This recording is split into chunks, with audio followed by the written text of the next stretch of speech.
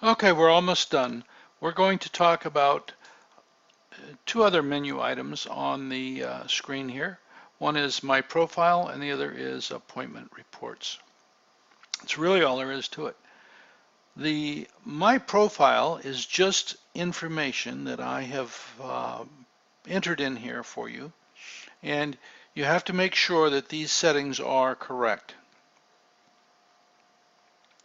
Your name and your phone number and address, things like that. Now, this name right here is going to go up to this field right here. This is the only place it goes. Welcome back, Rob. Now, I probably will put your company name in there instead of your first name because this is being used by companies. So there's no point in putting your first name in there because I don't know who is going to be operating it. So I'll put your company name in there. But we'll have the company name here and the address and so on. It really doesn't go anywhere. There's no reports at this time that this goes into.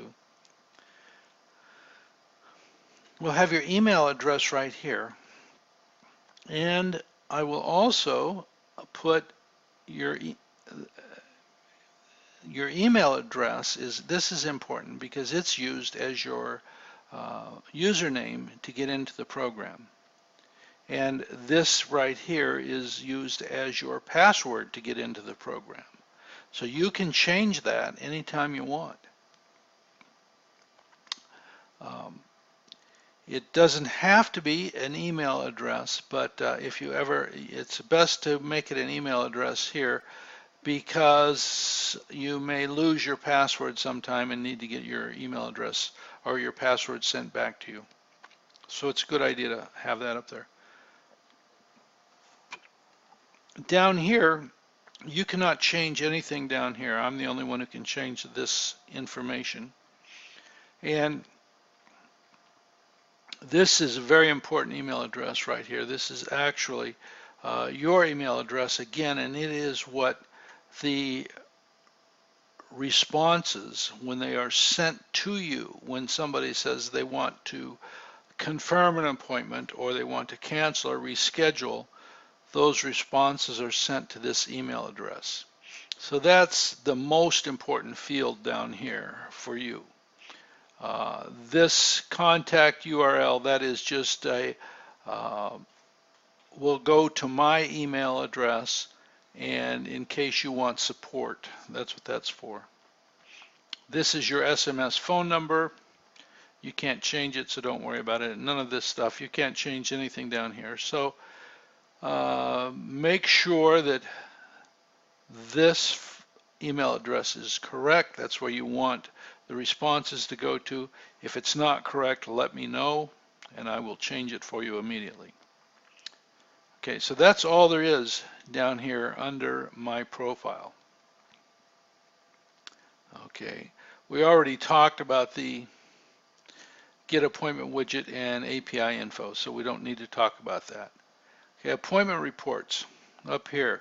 Here we've got a list of appointments that you have made and that are in process. If they're in queue, just means they're in line. Sometime they're going to happen. You can make an appointment for 5 years from now, and it will just stay in here until the date comes up, and then it will start firing out your reminders.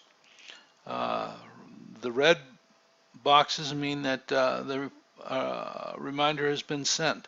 So that's all done.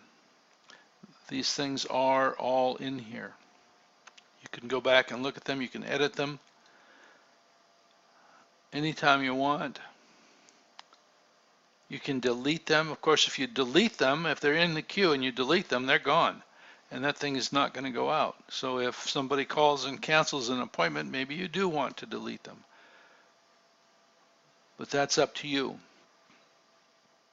Now, one last thing I want to say before we end this is that on the templates, if you make a template, if you change a template, say we've already got these people who are in here who are going to be receiving reminders, And let's say that they could be for this cavity filling. Okay, now if you go and you edit the cavity filling right here, and let's say you add another one. Well, this person who's already on the list to receive this template is not going to be updated. Because all the program does is make a little file here that's going to be run, and it makes it when you make the appointment, and it runs through this whole template. And here in this case it would make 3 little files, and if you added another reminder on here, it would make 4 files. Well, this fellow has already been done. Mr. Stewart has already been set up, and he's got 3 files in there, and they're going to fire on schedule the way they were designed, but he's not going to get the 4th one. The only way to get him the 4th one is to delete him and start all over again. So that's one thing that could be a gotcha in here, but it's not a big problem. So thanks a lot, and I hope you enjoy it. If you have any questions, please call me. Goodbye.